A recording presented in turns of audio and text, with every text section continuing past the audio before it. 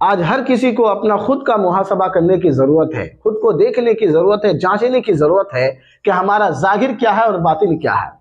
अगर हम अपना खुद का मुहासबा करना शुरू कर देंगे तो आपको बहुत ज़्यादा फ़र्क नज़र आएगा कि हमारा ज़ाहिर कुछ और है, बातिन कुछ और है। हम ज़ाहिर में बहुत ही नेक बनने की कोशिश करते हैं, लोगों में ये बावर कराना चाहते हैं कि हम बहुत ज़्यादा दीनदार हैं, नेक हैं, परहेजगार हैं, मुत्तकी हैं, इबादत गुजार हैं, बहुत ज़्यादा सखी हैं। लोगों में हमारे दीनदारी का चर्चा है, लेकिन जबकि हमारा बातिन खुबासत से भरा हुआ है, गंदगी से भरा हुआ है। ज़रूरत इस बात की है कि हर कोई अपना मुहासबा करे तो उससे बहुत ज़्यादा फ़र्क महसूस होने लगेगा। मेरे अजीज़ और दोस्तों, ज़ाहिर में नेक हो जाना, मुत्तकी और परहेजगार हो जाना, आपके नेक नामी के चर्चे आम हो जाना, आपके दीनदारी के चर्चे आम हो जाना, ये कमाल की बात नहीं है। आपका ज़ाहिर और बातिन एक हो जाए, ये कमाल की बात है। यानी जिस तरह से आप ज़ाहिरी में नेकी करते हैं, इसी तरह से बातिन में छुप करके भी नेकियां करें, ये कमाल की बात है। आज हमारा क्या हाल है, जब हम तन्हाई में होते हैं, जब हम अकेले बंद दरवाजे के अंदर होते हैं, जहां हमारे सिवा कोई दूसरा मौजूद नहीं होता है, जहां कोई तीसरी आंख हमें नहीं देख रही होती है, जहां सिर्फ आप होते हैं और रब तबारक व तआला की जात होती है, तो क्या हमारा ज़ाहिर और बातिन एक तरह होता है? बिल्कुल नहीं।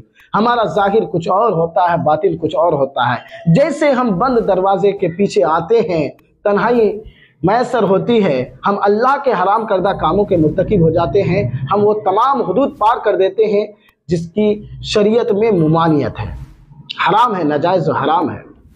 ये आज हमारा हाल है। असल इम्तिहान का वक्त यही है, यही इम्तिहान की घड़ी है कि आपका ईमान अल्लाह तबारक व तआला के ऊपर कितना मजबूत है कि आप छुप करके भी अल्लाह से डरते हुए गुनाह के काम से बाज आते हैं या नहीं। यही इम्तिहान का वक्त है। और हम समझते हैं कि चलो कोई दूसरा देख नहीं रहा है, हम अकेले हैं, तन्हाई में हैं, कुछ नहीं होगा, कर लो, अंजाम दे दो, कोई बात नहीं।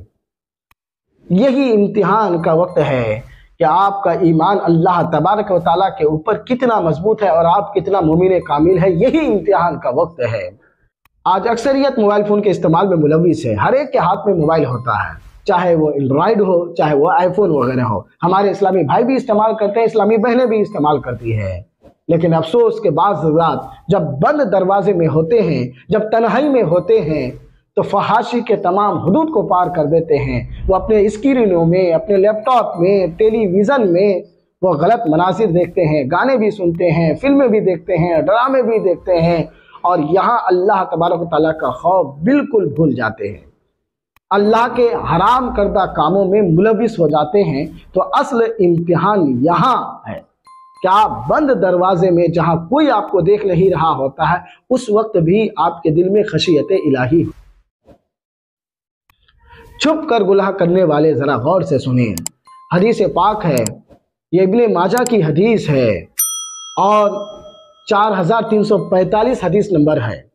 अल्लाह के रसूल सल्लल्लाहु अलैहि वसल्लम ने इरशाद फरमाया कि मैं अपनी उम्मत के उन लोगों के बारे में भी जानता हूँ जो क़यामत के दिन अल्लाह के हुजूर तिहामा पहाड़ के बराबर नेकियां लेकर के हाजिर होंगे, अल्लाह के हुजूर पेश होंगे। लेकिन अल्लाह तबारक तआला उनकी नेकियों को रोशनदान से नजर आने वाले बिखरे हुए गुबार की तरह उसे बेवकत कर देगा, ज़ाय कर देगा, टुकड़ा टुकड़ा कर देगा, उसकी नेकियों को ख़त्म कर देगा।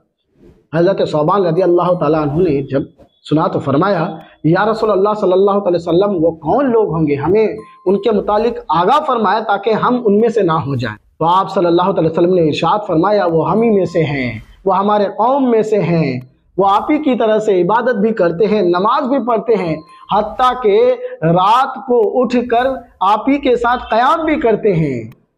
लेकिन जब वो तन्हाई में होते हैं तो छुप कर गुनाह करते हैं, अल्लाह के हराम करदा कामों के मुर्तकिब हो जाते हैं।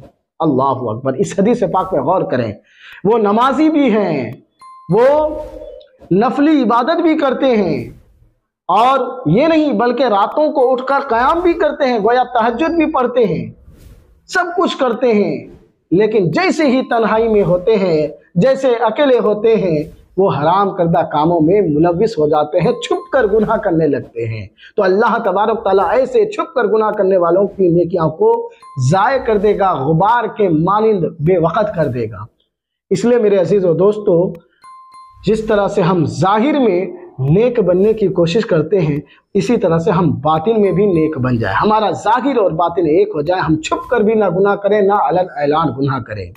اللہ تعالیٰ سے دعا ہے کہ اللہ تعالیٰ ہمارا ظاہر اور باطن ایک فرما دے۔